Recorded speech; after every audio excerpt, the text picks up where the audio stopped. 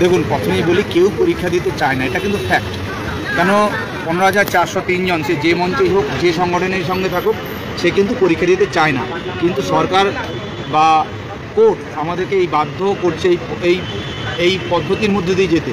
সেখানে আমাদের অনিচ্ছা সত্ত্বেও আমরা কিন্তু এই আপনারা অ্যাপ্লিকেশন বলুন বা অন্যান্য যে জিনিসগুলো, সেগুলো কিন্তু আমরা করতে বাধ্য হচ্ছি।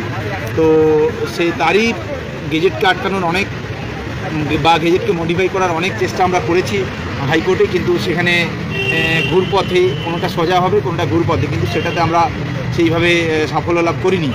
তো যাই হোক, নোটিফিকেশনে কিছু শিক্ষক শিক্ষিকা যারা যোগ্য 2016 SLSTতে ছিলেন, তাদের ফর্ম ফিল আপের ক্ষেত্রে একটু অনিশ্চয়তা তৈরি হচ্ছিল যে তারা ফর্ম ফিল আপ করতে পারবে কিনা, বা যদি করেও ফেলে পরবর্তীতে কোনো সমস্যার সম্মুখীন হবে কিনা। তো অলরেডি আজকে আমরা চেয়ারম্যানের সঙ্গে 45-50 এই যে নাম্বারের যে ব্যাপারটা, এটা নিয়ে আমরা আলোচনা করেছি। উনি বলেছেন যে এটা ওনারা খুবই গুরুত্বপূর্ণ বিষয়, এটা নিয়ে ওনারা আলোচনা করবেন এবং আমাদের কাছ থেকে কিছু তথ্য চেয়েছেন। আমরা সেই তথ্যগুলো প্রোভাইড করার চেষ্টা করছি, 1 নম্বর।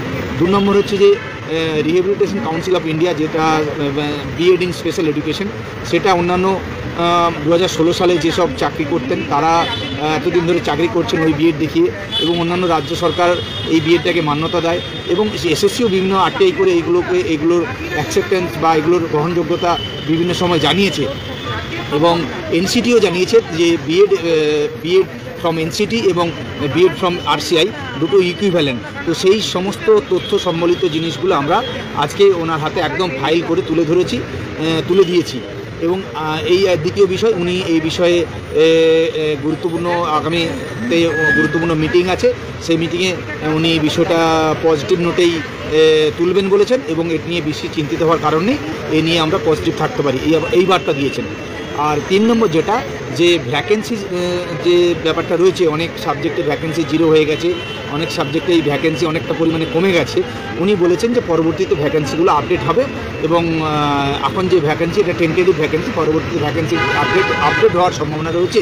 তো এই জিনিসগুলো ওনারা জানিয়েছেন, এবং আমরা রিভিউর বিষয়েও ওনাদেরকে বারবার অনুরোধ করেছি যে রিভিউ যাতে আমাদের পক্ষে যায়, আমরা যাতে কোনোরকম পরীক্ষাতে বসতে না হয়, এবং আমরা যাতে রিভিউয়ের মাধ্যমে স্কুলে আবার ফিরে যেতে পারি, তার জন্য ওনাদের কাছে যতটা অনুরোধ করার, যতটা দাবি করার আমরা দাবি জানিয়েছি, অনুরোধ করেছি। উনি বলেছেন, এবার দেখা যাক কতটা কী হয়। কিন্তু আমরা যখনই কোনো ধরনের সমস্যা তৈরি হচ্ছে, সেই সব রকম সমস্যা নিরসনের জন্য আমাদের পক্ষ থেকে আমরা সচেষ্ট হচ্ছি। আজকে ওনাকে সমস্ত ডকুমেন্ট একদম লিস্ট করে দেওয়া হয়েছে, এবং সমস্ত আরটিআই কপি ওনাকে দেওয়া হয়েছে।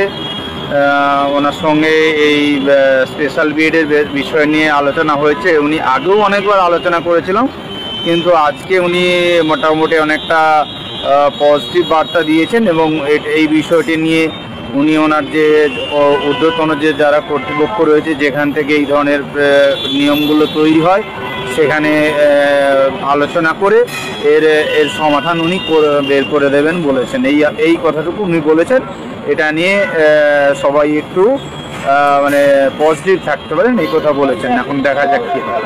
আজকের আলোচনা যথেষ্ট সদর্থক, এবং আমাদের রুলস যেহেতু তৈরি করে এনসিটি, এবং এনসিটির আরটিআই কপি আমাদের কাছে আছে, সেই আরটিআই কপিতে উনি কিন্তু স্যাটিসফাইড হয়েছেন, এবং সেখানে কিন্তু মেনশন করা আছে, হ্যাঁ কিছু মেনশন করা আছে, এবং আজকের আলোচনা যথেষ্ট সদর্থক বলেই মনে হচ্ছে।